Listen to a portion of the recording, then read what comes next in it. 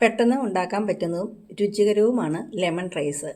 ഇത് ട്രെയിനിൽ യാത്ര ചെയ്യുമ്പോൾ ഉണ്ടാക്കിക്കൊണ്ട് പോവുകയാണെങ്കിൽ പെട്ടെന്ന് കേടാവുകയുമില്ല. ഇതിനധികം കറികളൊന്നും വേണ്ടതാണ്. ഇതെങ്ങനെ ഉണ്ടാക്കാൻ നോക്കിയാലോ?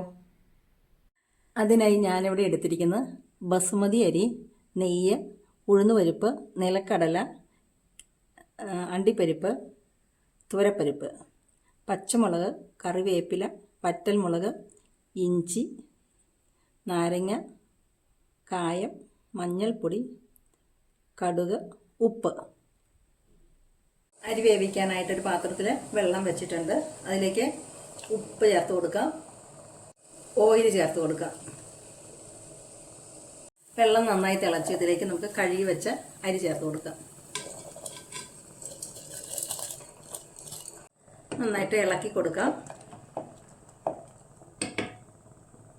മൂടി വെച്ച് വേവിക്കാം. ചോറോടെ വേവായിട്ടുണ്ട്. നമുക്കിത് വെള്ളം ഊറ്റിക്കളയാം. ചോറ് തയ്യാറാക്കാനായിട്ടുള്ളൊരു പാൻ വെച്ചിട്ടുണ്ട്. അതിലേക്ക് ചൂടായ പാനിലേക്ക് നമുക്ക് ഓയിൽ ഒഴിച്ചു കൊടുക്കാം.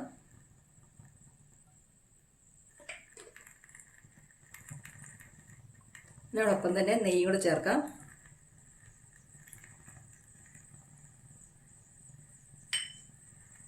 ചൂടായ എണ്ണയിലേക്ക് കടുക് ചേർത്ത് കൊടുക്കാം.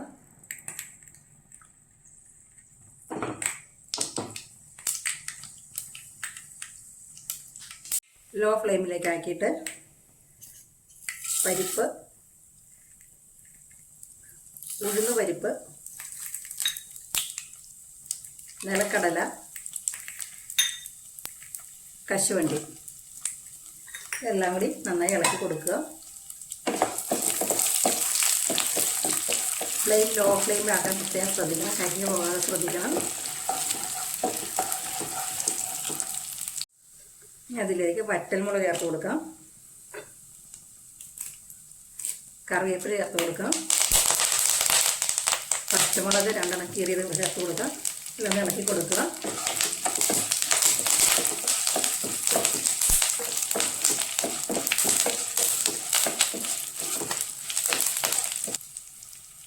ഇതിലേക്ക് ഇഞ്ചി ചേർത്ത് കൊടുക്കാം. പൊടിപൊടിയായിരുന്ന ഇഞ്ചി ചേർത്ത് കൊടുക്കാം.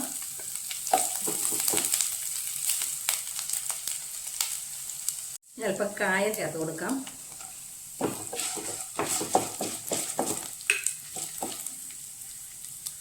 മഞ്ഞൾപ്പൊടി ചേർത്ത് കൊടുക്കുക. നന്നായി ഇളക്കുക.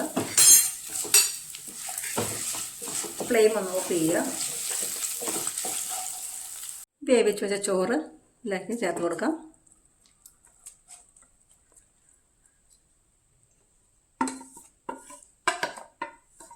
നന്നായി ഇളക്കി കൊടുക്കുക.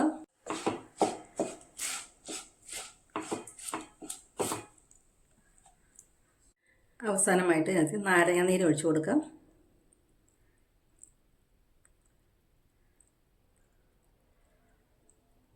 നന്നായിട്ട് ഇളക്കി യോജിപ്പിക്കുക.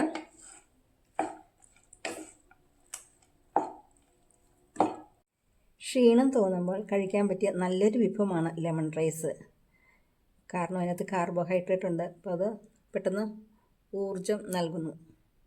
കൂടാതെ തന്നെ കശുവണ്ടി, നിലക്കടലയും അങ്ങനെയുള്ള സാധനങ്ങളൊക്കെ ചേർക്കുന്നുണ്ട്. അതിനകത്ത് പ്രോട്ടീനും ധാരാളമുണ്ട്. അപ്പോൾ ഇതെല്ലാവരും ഒന്ന് വെച്ച് നോക്കിയിട്ട് അഭിപ്രായം പറയണേ.